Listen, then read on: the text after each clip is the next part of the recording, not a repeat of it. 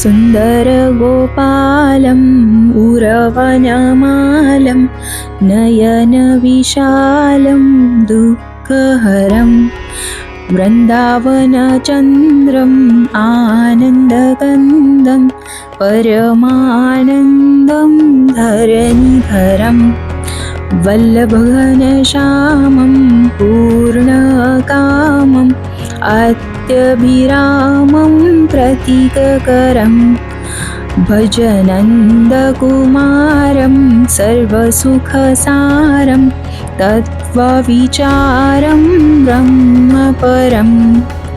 आता आपण याचा अर्थ बघूया।